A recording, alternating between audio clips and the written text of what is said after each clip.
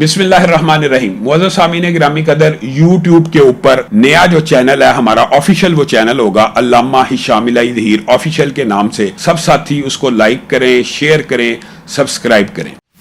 معزز سامعین گرامی قدر، گزشتہ چند خطبات سے آپ کے سامنے غامدی صاحب کے دماد کے ایک قول کے حوالے سے چند گزارشات کو رکھ رہے ہیں کہ اس کا کہنا ہے حدیث جو ہے وہ سرے سے دین کا ماخوذ ہی نہیں ہے، جبکہ حدیث اور سنت ہی دین کا ماخوذ ہے، اور حدیث ہی سے پتہ چلتا ہے یہ قرآن ہے، حدیث ہی سے پتہ چلتا ہے دین کیا ہے، حدیث ہی سے پتہ چلتا ہے شریعت کیا. ورنہ اللہ رب العزت نے وحی کا کوئی سلسلہ ایسا باقی نہیں رکھا کہ مخلوق اور اللہ کے مابین گفتگو آج ہو جائے، ممکن نہیں ہے.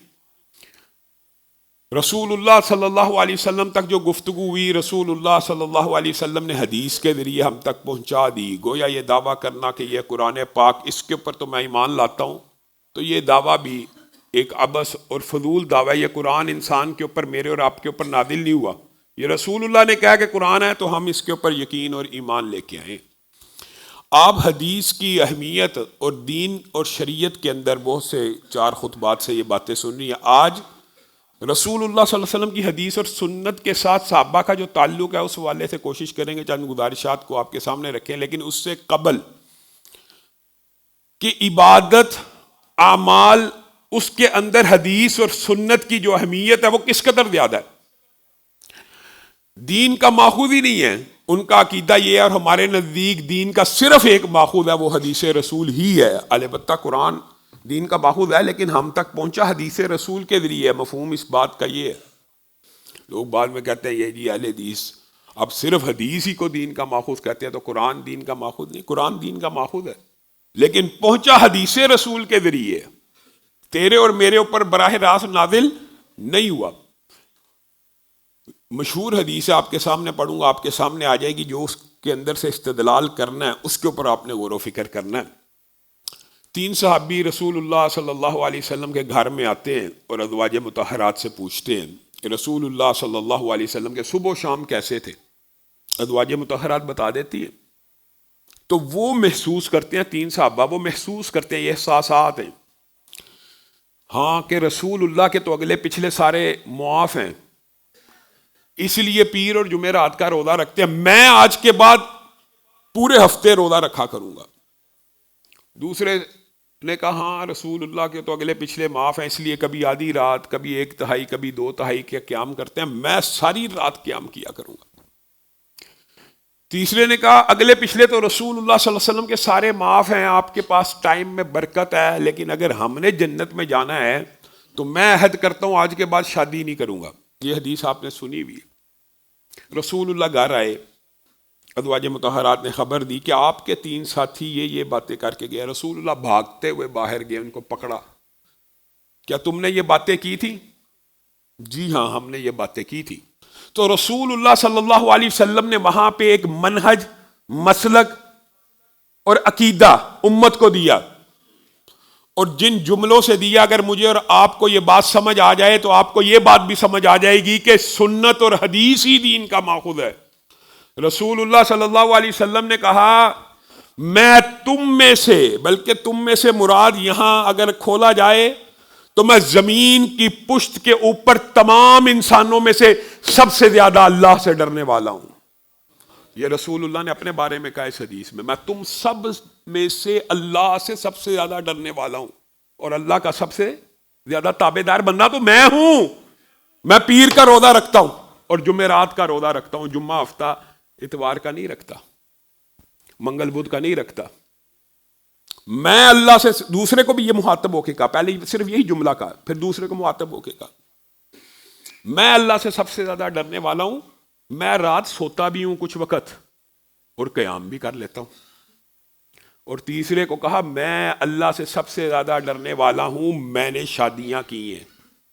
اور آگے ایک جملہ کہا جو مشہور حدیث آج نصاب کی کتابوں میں ہے، لیکن اس حدیث کا ہم نے مفہوم نہیں سمجھا. فمن راغب عن سنتی، یہ حدیث معروف ہے، کتابوں میں موجود ہے. فمن راغب عن سنتی فلیس منی، جس نے میری سنت سے اعراض کیا. کس کو کہہ رہے ہیں؟ صحابہ کو. یہ بات سمجھ, کس کو کہہ رہے ہیں؟ صحابہ کو. حدیث دین کا ماخوذ ہی نہیں ہے. فمن راغب عن سنتی, جس نے میری سنت سے اعراض کیا. یہ جو اعراض کا ترجمہ کیا نا محدثین نے, یہ بھی بڑا خوبصورت کیا, کیونکہ یہ اس جملے کے اندر موجود ہے. اعراض سے مراد یہ ہوتا ہے پیچھے رہ جانا بھی اعراض ہے اور آگے بڑھ جانا بھی اعراض ہے. یہ ایگزیکٹ ٹرانسلیشن ہے. اعراض صرف یہ نہیں ہوتا کہ کسی چیز سے پیچھے رہ جانا. اعراض کا مطلب پیچھے ہٹ گئے, اعراض کا مطلب آگے نکل گئے, دونوں چیزیں. فمن راغب عن سنتی, جس نے میری سنت سے اعراض کیا, یعنی جو پیچھے رہ گیا یا جو آگے بڑھ گیا. فلیس منی, وہ میری امت میں سے نہیں ہے, وہ میری امت میں سے نہیں ہے. اب آپ نے یہاں پہ غور اور فکر کرنا ہے. رسول اللہ صلی اللہ علیہ وسلم کی اگر سنت نہیں ہے, اور حضرت علی عبداللہ ابن مسعود نے یہاں سے فتویٰ بھی دیا ہوا ہے, وہ ایک لمبا چوڑا بات ہو جاتی ہے, اس لیے آپ کے سامنے مختصر رکھتا ہوں کہ اسی حدیث سے آپ کو ایک بات پتہ چل رہی ہے. کیا؟ ایک بندہ 360 دن 65 دن روزے رکھنا چاہتا ہے, 360 اور 65 دن روزے رکھنا چاہتا ہے. ہمارے معاشرے میں ایک بڑا چلن ہے, نیت نیک ہونی چاہیے. نیک نیتی سے جو مرضی عمل کر لیا جائے. اللہ کی قسم, نیک نیتی عمل کی قبولیت کے لیے کسی اور انداز میں شرط ہے اگر وہ سنت کے مطابق ہو. لیکن اگر عمل سنت کے مطابق نہیں ہے, کسی نے نیک نیتی سے گاڑ لیا ہے اور وہ سمجھتا ہے یہ عمل مقبول ہے, تو وہ مردود ہے. روزہ رکھنا رسول اللہ کی سنت ہے. ایک سال میں فرض بھی تو ہے نا 30 روزے. پیر جمعرات کا رکھتے بھی تھے نا رسول اللہ. اس صحابی نے کیا کیا ہے؟ یہ کہتا میں 360 دن رکھوں گا. آج بدعتی لوگ ایسی ایسی عبادات ایجاد کرتے ہیں جو رسول اللہ نے ایک دفعہ بھی نہیں کی. آپ کو میں وہ سنت بتا رہا ہوں جو رسول اللہ کرتے تھے. جمعرات کو اور پیر کو رکھتے تھے. سال میں 30 دن فرض ہیں, اس کے اندر ایک صحابی کہہ رہا میں 360 رکھوں گا. اس حدیث سے یہ بات ثابت ہوتی ہے تو 360 رکھے گا تو تیرا ایک روزہ بھی قبول نہیں ہوگا.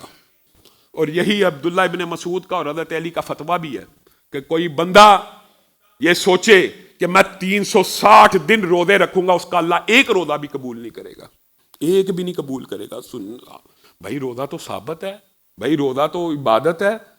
تو جو عبادت ہی نہیں ہے, جو ثابت ہی نہیں ہے, کل چہلم چلیسواں, جس کی دلیل ہی کوئی نہیں. کیا دلیل ہے؟ نیت تو نیک ہے, ایک اچھا ہی کام ہے نا. نیت نیک ہو, نیت نیک ہو, مسنون عمل ہو, رسول اللہ سے زیادہ نہیں کیا جا سکتا. فجر کی 2 رکعتوں کی جگہ 3 پڑھی جا سکتی ہیں. 3 پڑھو گے تو پہلی 2 بھی ضائع ہو جائیں گی. یہ نہیں کہ پہلی 2 پوری ہوگی, تیسری ثواب ملے یا نہ ملے. یہی اس حدیث میں رسول اللہ صلی اللہ علیہ وسلم کہہ رہے ہیں, اور یہی حضرت علی اور عبداللہ ابن مسعود کا فتویٰ ہے. جو 360-65 دن رکھے گا ایک بھی قبول نہیں. اور اگر سنت کے مطابق آپ چلیں, اگر سنت کے مطابق آپ چلیں تو متعدد حدیث دیکھیں. جس نے 360 دن رکھا اس کا ایک بھی قبول نہیں, اور جس نے رمضان کے بعد صرف 6 رکھے پورے سال کے روزے ہیں, پورے سال کے. جس نے ہر مہینے کے 3 رکھے گویا اس نے پورے مہینے کا روزہ رکھا. صرف مہینے کے 3 روزے رکھنے سے پورے مہینے کے روزے کا اجر و ثواب. تو یہاں سے ایک بات سمجھ آتی ہے, عمل سنت کے مطابق ہو, حدیث کے مطابق ہو, جو ان کے نزدیک دین ہی نہیں ہے, دین کا ماخوذ ہی نہیں ہے. اگر عمل حدیث کے مطابق ہو, مہینے میں 3 روزے